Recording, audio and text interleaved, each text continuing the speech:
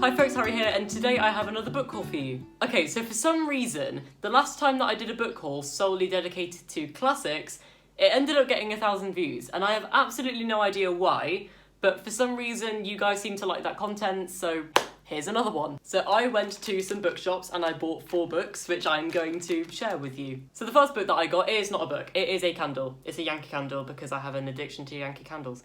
This is the cinnamon stick one. Ooh, should I light it now? That'd be fun content for YouTube. That smells so good. You getting that? Just smell that. Just smell. You getting that?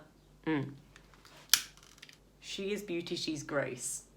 But I don't know where to put her because she's gonna set fire to my bookshelf. Maybe I shouldn't have lit it. Okay, actually onto the books now. I'm just gonna pull them out at random so I don't know which one I'm about to talk about. It's upside down. North and South by Elizabeth Gaskell. I don't really know much about North and South. All I know is it's basically about how the North and South of a country, I assume it's a country or maybe an area, like one's quite rich and one's quite poor or something like that. I really don't know anything, but it's set in Victorian times and I am a sucker for Victorian books. Also, 3 of the books that I bought today are in these nice penguin editions and I absolutely love these. I already own 2 of them. I own Great Expectations by Charles Dickens and Frankenstein by Mary Shelley, and I absolutely love these editions. They are absolutely lovely. These books are really, really good for annotations because they've got a lot of margin space and the font size is great, so that shouldn't be too off-putting. I am angry about the stickers on them though. Book abuse. Right, next up, this one. A Tale of Two Cities by Charles Dickens. I've just realised that A Tale of Two Cities actually probably bears quite a lot of similarities with North and South because it's about the rich Paris and then the poor London where people are starving. And I believe this is the one that starts with it was the best of times, it was the worst of times. Let me just check if I'm right. It was the best of times, it was the worst of times. It was the age of wisdom, it was the age of foolishness. Yeah. One of the most classic opening lines of a classic ever. This edition is really nice. I absolutely love the design on this. It's lovely. The copy of A Tale of Two Cities that I already have is the really, really cheap Wordsworth edition that was like £2, has really, really bad font and is generally quite flimsy. So what I'm going to be doing is I'm going to be donating this book to my school library and then keeping this book for myself. You're welcome, English department, because this is now yours. Again, upside down.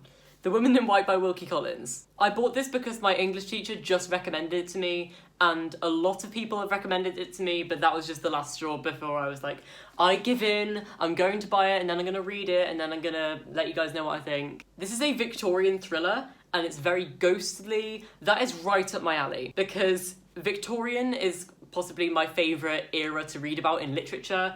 It's a thriller, it's got ghosts. I'm sold. This edition is also really nice. I love this. And the font size is marvellous, so I'm really, really thrilled with this copy. Okay, the last book that I got is Emma by Jane Austen. I actually went out today in search for Pride and Prejudice, but I went to 4 different bookshops today and I could not find a single copy of Pride and Prejudice anywhere.